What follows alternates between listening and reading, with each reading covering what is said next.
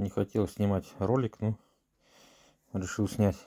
Очень много споров ведутся про эти двойные зубы, по всякую ерунду. Вот.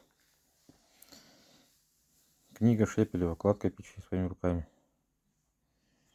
Так, вот смотрим.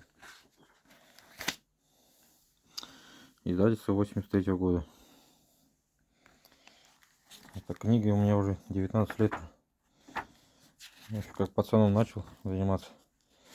Кстати, благодаря этой книге я научился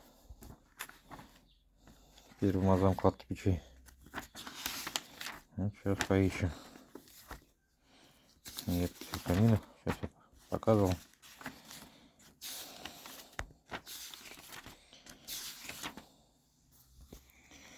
Так.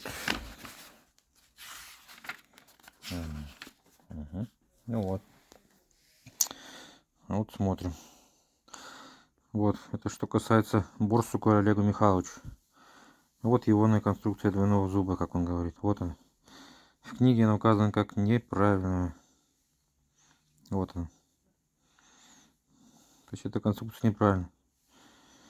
Вот хорошо указано, почему она неправильна.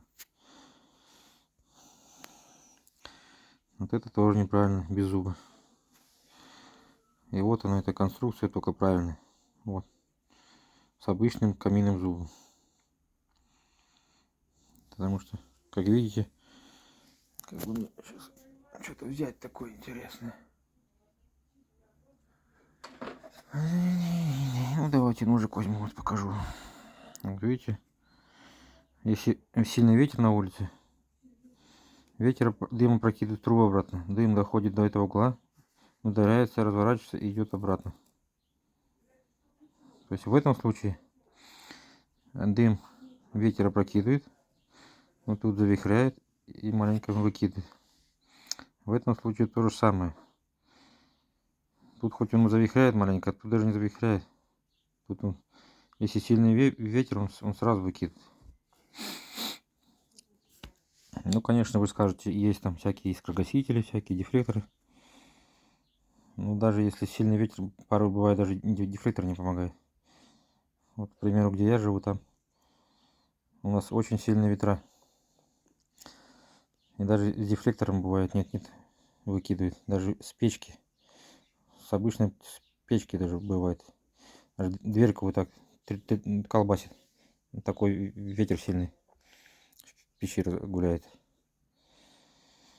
Ну вот все, что я хотел вам показать.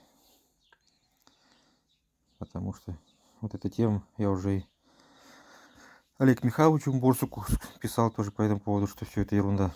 Ничего он не изобрел, все это изобретено. И что все это указано в этой книге Шепелева. Ну все, спасибо за внимание.